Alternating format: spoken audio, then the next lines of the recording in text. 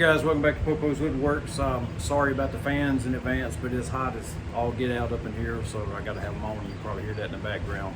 Anyway, I'm gonna be doing another flag, and I was gonna kind of show you start to finish for the ones that are trying this stuff out. I purchased this file through Patriot Nation Designs, so it's like $5. You buy the file, download it to your computer, and then open it up in Vcarve Create, and we'll go to town on it. So it's fairly simple because the design's already there, so you don't have to work that or anything. So basically, I'm just gonna show you what I'm gonna do, and I'm doing one setting to cut this thing, and it's gonna use 2 bits, which I'm using the advanced Vcarve. So I'm gonna be using a 1/16 inch down cut end mill, and then a 60-degree V-bit. That's the only 2, and it's gonna pretty much do everything for you. So I'm gonna flip you around, show you the TV when I pull up the system, show you how I got it set, and we're gonna get to cut. Okay, so you can see here's the flag. It's the tattered Maltese false flag.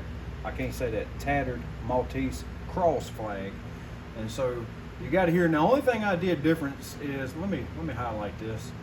Everything in orange is the file. It comes just like this. So what I did is I just made it a little bit, if you can see that, I made it a little bit smaller. My squares are set on a 1/4 inch, so I did a 1/2 inch all the way around the flag to give it a border. Now, so what you do to set the cut path is you get it into Vcarve Create, you highlight it, get everything orange, which I've already got it set, but I'm just gonna show you, go over to Toolpath, and then you would click, matter of fact, let me do this. Let me disable this one. So you would click on Advanced Vcarve. This is gonna pop up. You wanna enable the pocket tool, so I have to use the 1/16, so you go to Edit, select Tool, come down here, I got an Amana, go to my end mill, and I named it my Amana 1/16 bit, so I'm gonna click on that, and use the settings that it has for it, then hit OK. And then I'm gonna double check right here. I don't know if this shows, but it says Amana 60-degree V-bit. If you wanted to pick a different bit, you click Edit and pick that bit. I leave the max depth alone at a 0.1, and then you got your toolpath name. So what I do, so it don't get me tripped up, because I try to do multiple things at one time, is I'm gonna put 1.16, and then I'm gonna do 60 V-bit. And that's how I'll name it, because when you hit OK, over here in the left-hand corner, it says it's calculating. It's going to show 1/16 60-degree. That reminds me, hey, it's going to do a bit change. So when the machine stops the first time, you know that's your chance to change the bit and then hit start again. So anyhow, I'm gonna go ahead and delete this one since I've already got this. I'm gonna re-enable that one. So here's what it's going to cut. Now this says 201 minutes in the computer, if you can see this up here. Sometimes it's a little bit less once you send it to carbide motion, but it is what it is. So you go to show simulation. I got it set on aluminum. It's gonna pop up as aluminum. Let me put on pine. And here's your simulation. So when I'm picking my bits, I always check the simulation, and usually what I do is I'll zoom in and I'll turn this flag sideways, and I check all these little fine spots, like over here in the Maltese cross. I want to make sure it's getting down in there, and the bit is the right one for the job. So anyhow, that looks good. Hide simulation. Then you just come down to save G-code and save your G-code. I've created a file on my computer that's G-code, so I save it straight into the G-code file. All right, so now that that's done, you ready to go. You ready to set the machine up, get the piece of wood on there, which mine, I'm going to be using ore mask, because what I'm going to do is everything that's in here, I got the wood as a natural color. I'm going to put ore mask over top of the flag. Once it carves all this out, I'm going to spray paint everything black and then remove the ore mask. So pretty much everything that's blue will technically be black on the flag. So I'm going to show you how I use it, because I don't use a Bitsetter. I've got I use collars, so I'm gonna show you where I got those, and they're pretty awesome and works great. So let me flip you around and show you that, and we're gonna get to cutting. I just wanted to show you real quick, that's the logo of the company that I bought the collars from, and I wanted to put that up here so you can search them, and then I'm gonna show you exactly what this little device looks like and what it does real quick. Okay, I'm gonna try to do this working around the counter. That camera, God, I can't talk today. All right, so basically, here's my 1/16 inch bit. Here's my collar. When you buy this kit, this is the little tool that comes with it, and you get 4 collars with it. So here's the 1/16, and here is my 60-degree V bit. So basically, in a nutshell, what you do, this so you don't have to have a bit setter. It's got 2 washers on the inside of here, which I leave mine right there because I got short bits. So the collar goes in here, you slide the bit down, and then you push it until it touches the top of this, right? And then you put this cover back on it just like that. You take the Allen wrench out. So you push down, hold down on the top of the bit, you know it's against that plate. Then it's got this little hole right here where you can actually, let me see if you can see that. You go in there and you tighten up the Allen screw. Once you tighten up the Allen screw, you can pop this little booger back apart, and their bit is set for the depth. So then you come along and you take your next bit, and you do the exact same thing. You put the collar in, run the bit through, let it touch the top of that washer. What that does is it makes dang sure that every bit is the exact same depth from the collar down. And then you don't need a bit setter. And you don't, because I mean, those are pretty good. People swear by them, but also a lot of people have a lot of trouble with them. So I decided to try this company out, and this is how I do it. Simple.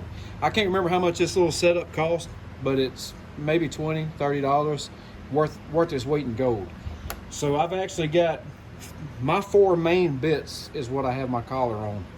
And I got it on my 60-degree, my 90-degree, my 1/16, and my 1/8 inch bit. That's my go-tos when I do Vcarves.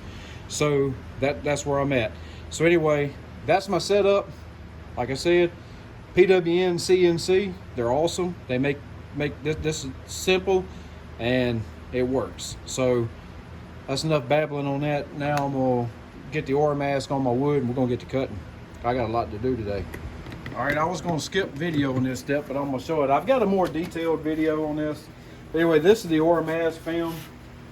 Get it on Amazon. So what I do is I cut it a little bit longer than what I need.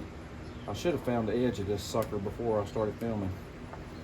Oh boy. All right, I'll be back. Hang on one second, get her fingernails. Okay, got it. So, get that dust off.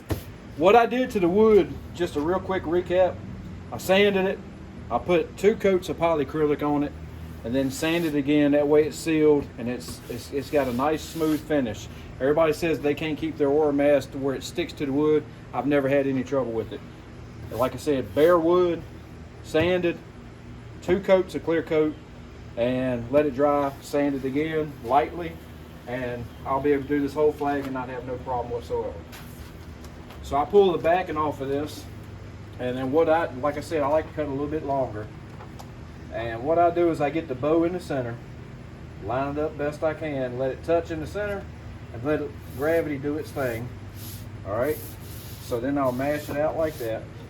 Then I got this little roller. Like I said, I got a more detailed video on my channel. You can find it, ore mask. So I got this roller, and I'll start in the center, and I'll just work my way out. And then it'll end up working all the bubbles out. Well, just about all of them. You're never gonna get all of them out. You can hear them when they squeeze out. But anyway, because it is wood, you're not gonna get wood completely smooth like glass, but either or is what I use. And while I'm mashing this down and wasting time, I will say this. With ore mask, you're gonna come out a lot better if you use a down cut bit versus an up cut. I don't know how everybody's talking about these jennies. I haven't tried it. I haven't bought it. I don't know how the jennies work. But I know when I use an upcut bit on this, it lifts this, it tears it all to crap, and it ruins the edges. So usually all the projects I do, I end up using a down cut anyway. Because that's just, the down cut is my go-to. But anyway, so I use the roller and I mash it on here, make sure it's good and on there. We're good to go now. So it's ready to go to the machine. I'm gonna trim this excess off. It's ready to go to the machine, set it up, start cutting, finally. All right, so I've got this in the machine, and people have asked me what type of clamps do I use. And of course this is I got all the little T things up under here with the threaded inserts. But what I do is when I screw up on a piece of wood, like a flag, I save it, and then I cut a little groove here, and I just cut it myself. And then I got it to where I can throw the bolt through there, because you're gonna cut through these things. I don't buy the plastic ones, I don't buy the metal ones, because you're gonna cut through them. I'd rather cut through the wood than I would metal and ruin my bit. But like I said, I screw up a lot of wood all the time, and usually when I screw up a piece of wood, instead of throwing it away, I repurpose it and I make clamps out of them. So now I'm gonna set the machine up, and I do use the touch probe. For the ones that want to know that, I use the touch probe. I love my touch probe. Put it right here on my corner. So I'm gonna line up the edge, the Z height, X, Y, and Z, and we're ready to rock and roll. For the ones that want to know, here's the 16th inch. I put it in here, and look, periodically, you see all that dust that fell out? I'll take this off, blow it out, clean off the little puck, or you'll end up dropping your bit sometimes. So you got to clean that sawdust out of there every once in a while. So anyway, you push this up till it stops. Push the collar up till it stops at the bottom, and then you tighten it. And I'm gonna tell you guys now, if y'all are new to Shapeoko, this wrench is fine, but the other one that came with it, throw that thing in the trash. And what I did is I used, what is this? This is a 1/2 inch wrench that I'm using on and this is the carbide router. And it fits it for me. Some people would say it don't fit, but anyway, that's what I use, because that wrench that they give you is a piece of crap. So anyway, slide that in, tighten it up, make sure it's flush against the top, and then you're good to go. So now I'm gonna do the XYZ on the touch probe, and we're ready. For the ones that's never seen this before, I'm gonna go ahead and show you what it does. Make sure you have that alligator clip on there, or you're gonna be in a world of crap. You'll break your bit. So I'm gonna go to, on here it says probe, and I'm gonna go to the 1/16 inch end mill and hit next, and then begin probe. And what I do is, you don't have to hold it, but I do, just for security reasons. And I make sure this 1/16 inch bit, the alligator clip sometimes will pop off. So it's just peace of mind. Then it's gonna come over here, and it's gonna get this side, and then we'll be good to go. Well, actually, I'll take that back. I'm gonna show you one more step that I do. Actually, no, we'll be good to go. Sometimes, depending on the board, but we'll see. Sometimes I'll do the XYZ at this corner, but when you get over here and let me back you up. Let me zoom out. But sometimes when you get like over here, it's not cutting as deep, because this side might be a little bit lower. All you gotta do is set that touch probe in the center and just do your Z axis and touch it where you're gonna cut. Usually that's what I do. I think that's what I'm gonna do, is I will take and put this dead center, and then redo the Z center of this, and then it should even it out, because wood's never even. So that's what I'm gonna do. I'm gonna take, in other words, I'm gonna set my touch probe right there. Matter of fact, I'll just show you. Make this video long as crap. Let's see. Let me go ahead and move this, raise it up, and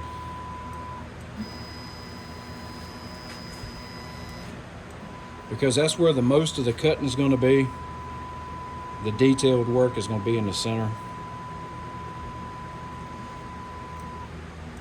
Sometimes you can get by and not have to do this, but like I said, I think my table, my wasteboard is a little bit warped anyway, so I think that's a higher spot.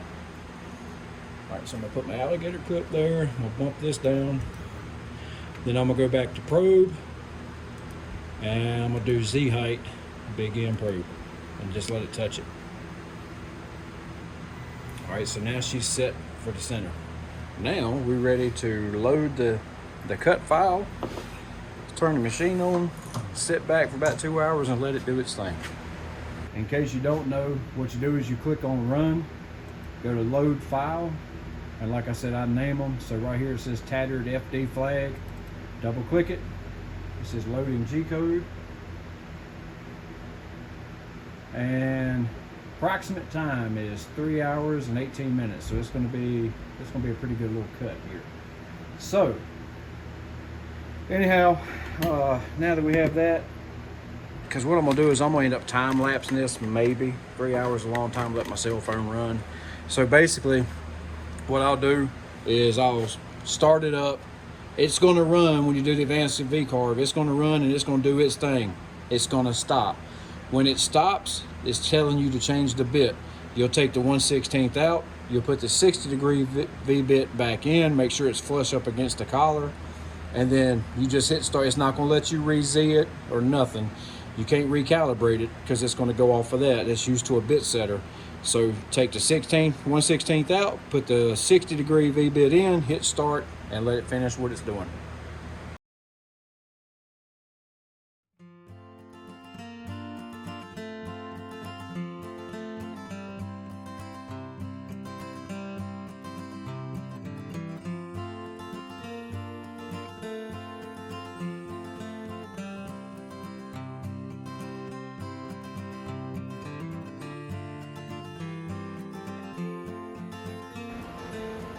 All right, so it finally stopped, and I'm gonna show you.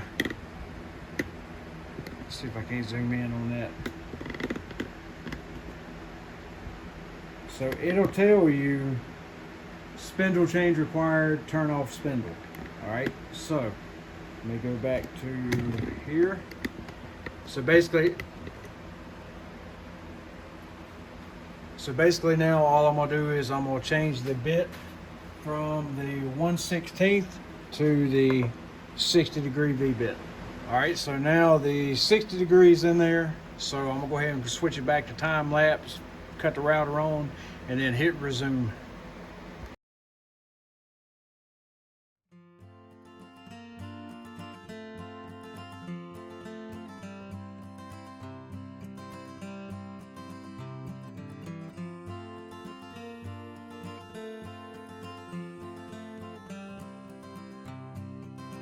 All right, guys, so I had a few hiccups during this video.